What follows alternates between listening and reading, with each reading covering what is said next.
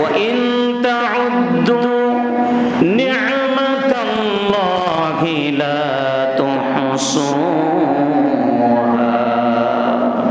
وإن تعدوا نعمة الله গোটা পৃথিবীর সমস্ত মানুষ মিলে,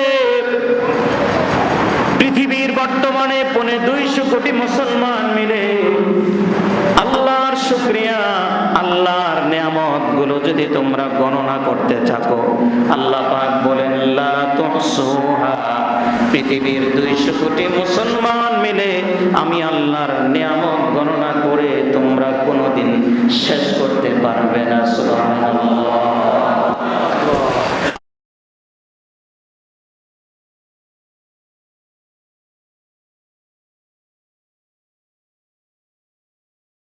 আল্লাহ রাব্বুল আলামিন আমাদেরকে যে নিয়ামত দান করেছেন, আল্লাহ রাব্বুল আলামিনের যেই পরিমাণ নিয়ামত আমরা ভোগ করছি, আমরা জিকির করে আল্লাহর শুকরিয়া আদায় করে, আল্লাহর নিয়ামতের শুকরিয়া আদায় করে শেষ করতে পারবো না।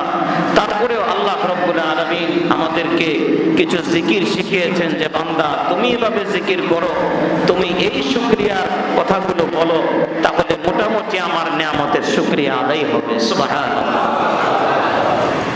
প্যারে হাজরিন, ঘুম থেকে ওঠার পর থেকে আবার ঘুমানোর আগ পর্যন্ত আমি আপনি আল্লাহর কত নিয়ামত ভোগ করি, আল্লাহ রাব্বুল আলামিনের কত নিয়ামত আমরা ভোগ করি, ব্যবহার করি, এটা আমি আপনি গুণেও শেষ করতে পারবো না। আল্লাহ রাব্বুল আলামিন এজন্য সূরা নাহলের 18 নম্বর আয়াতে ইরশাদ করেন, ওয়া ইন তাউদ্দু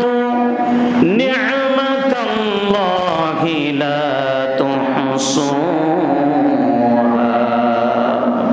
ওয়া ইন তাউদ্দু নি'মাতাল্লাহ, গোটা পৃথিবীর সমস্ত মানুষ মিলে, পৃথিবীর বর্তমানে 250 কোটি মুসলমান মিলে আল্লাহর শুকরিয়া, আল্লাহর নিয়ামত গুলো যদি তোমরা গণনা করতে থাকো, আল্লাহ পাক বলেন লা তুহসুহা, পৃথিবীর 200 কোটি মুসলমান মিলে আমি আল্লাহর নিয়ামত গণনা করে তোমরা কোনোদিন শেষ করতে পারবে না। সুবহানাল্লাহ। আল্লাহ রাব্বুল আলামিন সূরা কাহফের 16 নম্বর পারায় আল্লাহ পাক ইরশাদ করছেন, কুল লাউ কানাল বাহরু মিদাদান লিকালিমাতি রাব্বি লানাফিদাল বাহরু ক্বাবলা আন তানফাদা কালিমাতু রাব্বি ওয়ালাউ জিনা বিমিথলিহি মাদাদা। আল্লাহ রাব্বুল আলামিন বলছেন, ওগো নবী, লাউ কানাল বাহরু মিদাদান লিকালিমাতি রাব্বি, ওগো নবীজি আপনি গোটা পৃথিবীর সমস্ত মানুষকে বলে দিন, আমি আল্লাহর নিয়ামতের কথা, আমি আল্লাহ পাকের প্রশংসার কথা লেখার জন্য পৃথিবীর সমস্ত মানুষ যদি লেখা শুরু করে দেয়, পৃথিবীর সব পানি যদি কালি হয়ে যায়, 7 সমুদ্র পানি যদি কালি হয়ে যায়, আল্লাহ পাক বলেন আপনি বলে দেন, আর পৃথিবীর সমস্ত গাছগুলো দিয়ে যদি একটি কলম বানানো হয়, পৃথিবীর সমস্ত গাছ দিয়ে যদি কলম বানানো হয়, কি পরিমাণ গাছ এই পৃথিবীতে আছে বর্তমান বিজ্ঞানীরাও বলছে। আমাজন জঙ্গলের ভিতরে আফ্রিকা, ব্রাজিল মিলে বিরাট বড় যে জঙ্গল আল্লাহ পাক তৈরি করে রেখেছেন, কোটি কোটি গাছ যে জঙ্গলের ভেতরে রয়েছে, বিজ্ঞানীরা বলছে এমন এমন জায়গায় জঙ্গলের ভেতরে রয়েছে, যে জঙ্গলের ভেতরে আজ পর্যন্ত পৃথিবীর সৃষ্টির পর থেকে আজ পর্যন্ত জঙ্গলের ভেতরে এখনো পর্যন্ত এমন জায়গা আছে যেখানে মানুষের পা এখনো পর্যন্ত পড়ে নাই। সুবহানাল্লাহ। হাজার হাজার বছর হয়ে গেল এই পৃথিবীর, হাজারো লক্ষ বয়স হয়ে গেল এই পৃথিবী, আজ পর্যন্ত পর্যন্ত মানুষের পা পড়ে নাই এমনও জায়গা পৃথিবীতে আছে, এমনও গাছ আছে যে গাছের মধ্যে এখনো কোনো মানুষ স্পর্শ করতে পারে নাই। আল্লাহ বলেন এই যে গোটা পৃথিবীতে এত গাছপালা আমি তৈরি করে রাখলাম, সমস্ত গাছগুলো দিয়ে যদি একটি কলম বানানো হয়, সেই কলম দিয়ে যদি পৃথিবীর সব পানি দিয়ে কালি বানানো হয়, আমি আল্লাহর শুকরিয়া লেখা শুরু হয়, পৃথিবীর সমস্ত কালি শেষ হয়ে যাবে, সব কালি ফুরিয়ে যাবে, আমি আল্লাহর নিয়ামতের কথা লেখা শেষ হবে না। চিৎকার করে বলি সুবহানাল্লাহ। এই সাত আসমানের মালিক কে? সাত জমিনের মালিক কে? আমি আপনি এই সবাই কার বান্দা? আল্লাহ। প্যারে হাজিরিন, আল্লাহ পাক বলছেন সেই আসমান পর্যন্ত তাকাতে হবে না।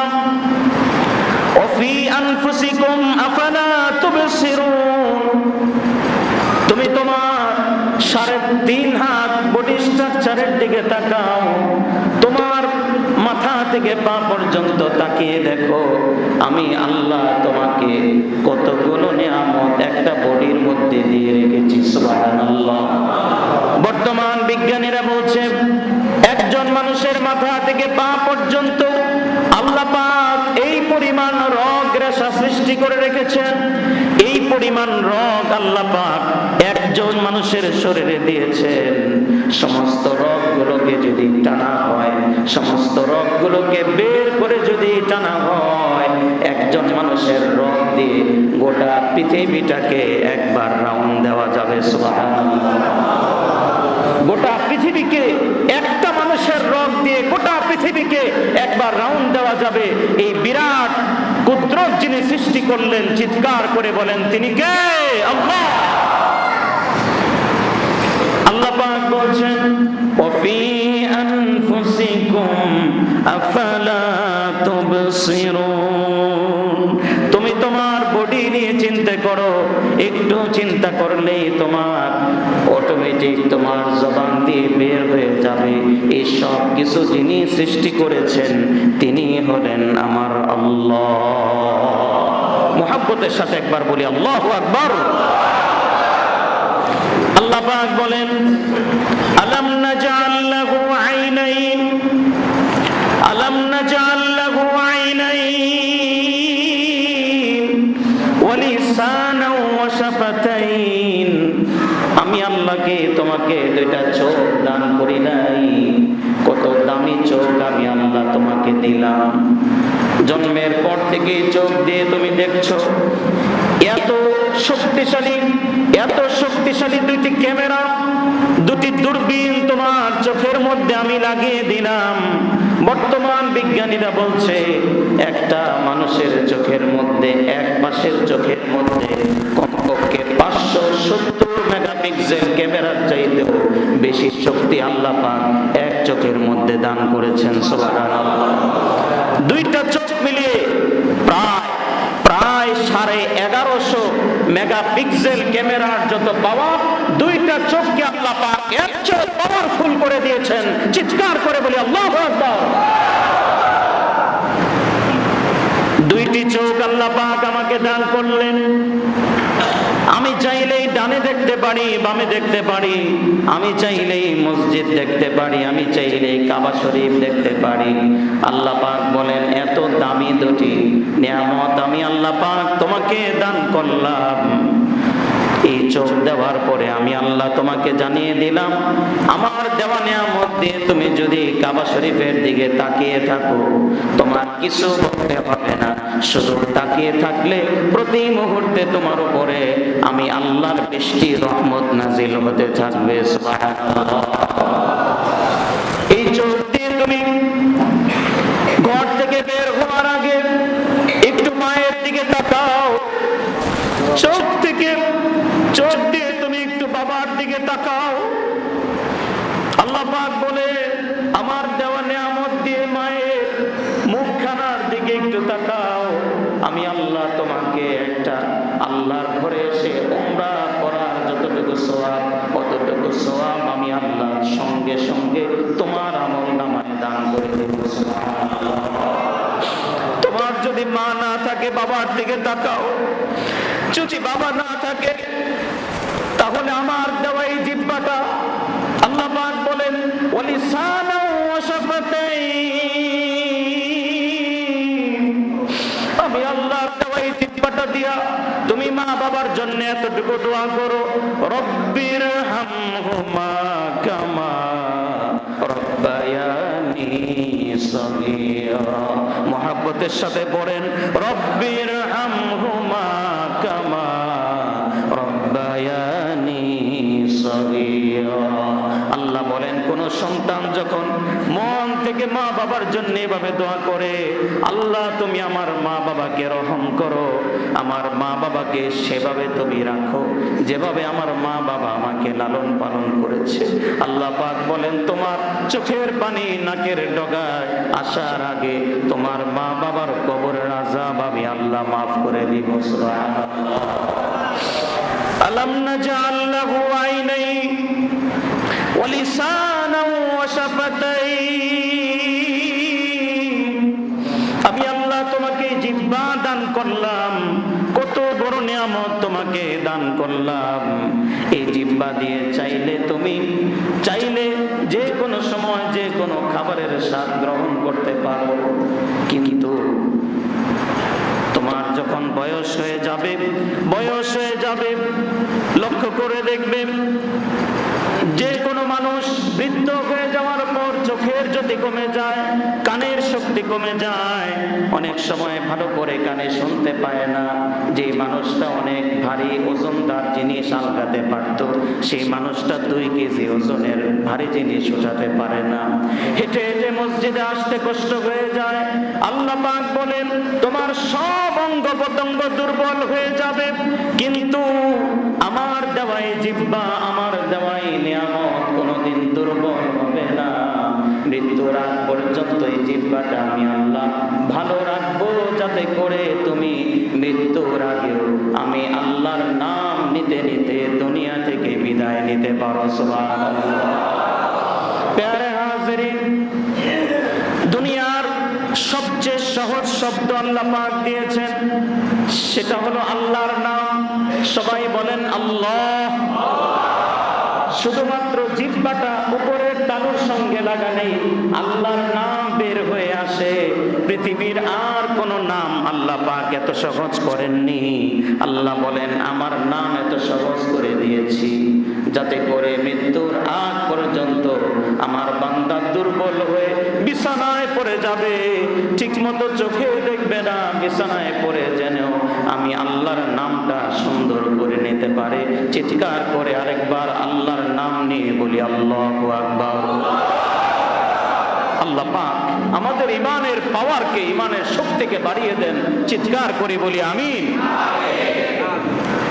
প্যারে হাজিরিন, আজকে যে আয়াতটি আপনাদের সামনে তেলাওয়াত করেছি সূরা নাহলের 18 নম্বর আয়াত, আল্লাহ পাক বলেন ওয়া ইন তাউদ্দু নি'মাতাল্লাহি লা তুহসুহা। আমি আল্লাহর নিয়ামত যদি গণনা করতে থাকো, আমি আল্লাহর নিয়ামত গুণে তুমি শেষ করতে পারবে না। একটি একটি করে যদি নিয়ামতের কথা চিন্তা করো, প্যারে হাজিরিন, এই যে এক বোতল পানি মনে হয় যেন 15 টাকা দিয়ে আমি কিনে ফেললাম, ডক ডক করে আমি গিলে ফেললাম, কিন্তু আল্লাহ পাক বলেন এই যে তার তুমি পানি গিলে ফেললে, সুন্দর করে পানি গিলে ফেললে, পানি মুখের মধ্যে দেওয়ার পরে গলার ভেতরে চলে গেল, তুমি কি চিন্তা করেছো এই পানিটা তোমার মুখ পর্যন্ত পৌঁছানোর জন্য আমি আল্লাহ কতগুলো কুদরতের ব্যবস্থা করেছি। সুবহানাল্লাহ। কতগুলো কুদরতের ব্যবস্থা করেছি আল্লাহ পাক। 14 নম্বর পারায় সূরা হিজরের 22 নম্বর আয়াতে বলছেন ওয়া আরসালনার রিয়াহা লাওয়াকি'আ ফাআনজালনা মিনাস সামা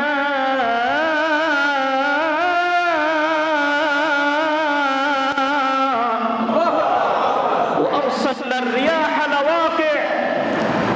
আল্লাহ তোমার জন্য যখনই পানির ব্যবস্থা করব, আমি বাতাসকে পাঠিয়ে দিলাম, যাও বাতাসকে নদী এবং সাগর থেকে সুন্দর করে বাষ্প করে পানিগুলোকে উপরের দিকে তুলে নিল। পানিগুলো উপরের দিকে যাওয়ার পরে আমি আল্লাহ সেগুলোকে লাওয়াকে বানিয়ে দিলাম। লাওয়াকে মানে হলো কোল্ড স্টোর। আল্লাহ বলেন আমি রব্বুল আলামিন চলন্ত কোল্ড স্টোর বানিয়ে দিলাম গোটা পৃথিবীর উপরে। লাওয়াকে, সেখানে পানিগুলোকে জমা রাখলাম। এরপর যখনই প্রয়োজন হয় সেখান থেকে পানি আমি পাহাড়ের উপরে ফেললাম। সেই পাহাড়ের উপরে পানিগুলো পড়ে সেখানে বরফ জমে গেল, বিভিন্ন জায়গার উপরে বরফ জমে গেল। এরপরে যখন আবার তোমার পানি খাওয়ার প্রয়োজন হয়, সেই বরফ গলে গলে ঝর্ণা হয়ে পানিগুলো নদীতে যায়। সাগর থেকে নোনা পানি উঠে সেখানে ফিল্টারিং করে আমি আল্লাহ রাব্বুল আলামিন পাহাড়ের উপরে রেখে পাহাড় থেকে ঝর্ণার মাধ্যমে নদীর মধ্যে মিষ্টি পানি পাঠিয়ে দিলাম, যাতে আমার বান্দা মিষ্টি পানি খেয়ে বেঁচে থাকতে পারে। আল্লাহ রাব্বুল আলামিন বলেন ফাআনজালনা মিনাস সামাই মাআ ফাআসকাইনাকুম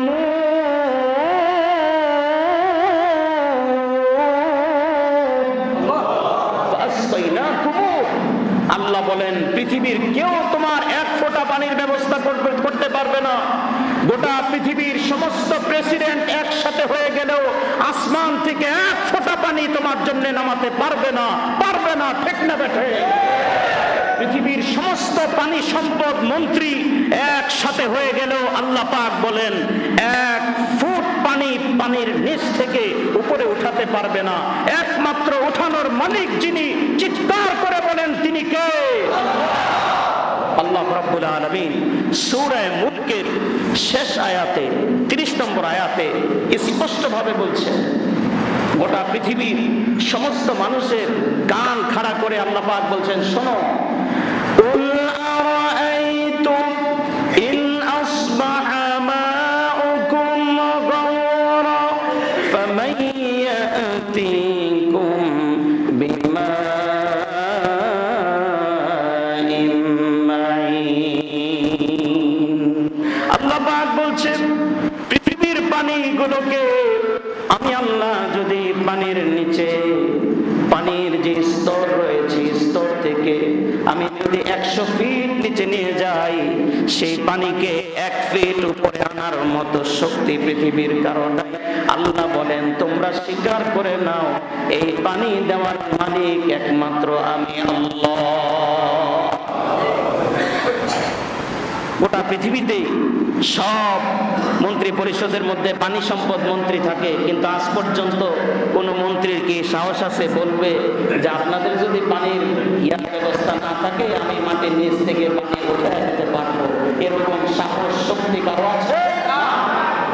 আল্লাহ বলেন সব শক্তির মালিক একমাত্র আমি আল্লাহ। আলা ইন্নাল কুওয়াতা লিল্লাহি জামিআ। আল্লাহ বলেন সব শক্তির মালিক কে? আল্লাহ। ইন্নাল কুওয়াতা লিল্লাহি জামিআ। প্যারে হাজরিন, আল্লাহ রাব্বুল আলামিন এরপরে পুরো পৃথিবীতে মাটির নিচে পানির পাইপের ব্যবস্থা করে দিলেন। কত জায়গায় পানি ছড়িয়ে আছে। ঢাকায় আপনি পাইপ গাড়বেন দেখবেন নিচ থেকে পানি উঠছে, গ্রামে গিয়ে পাইপ গাড়বেন দেখবেন পানি উঠছে, আবার এক জায়গায় গিয়ে দেখবেন পানি উঠছে না। এই যে কুদরতের কারিশমা, এই কুদরতের ব্যবস্থা যিনি করলেন তিনি কে? আল্লাহ। আল্লাহ বলেন ফাসকাইনাকুম, এভাবে করে পানিটা তোমার এই বোতল পর্যন্ত আসে। পৃথিবীর কেউ এই পানির ব্যবস্থা করতে পারবে না। কয়েকদিন বাংলাদেশে এই কঠিন পরিস্থিতির মধ্যে ঢাকা শহরে যখন পানির সংকট দেখা দিল, আমরা তখন বুঝতে পেরেছি পানি কত বড় নিয়ামত, ঠিক না বেঠিক?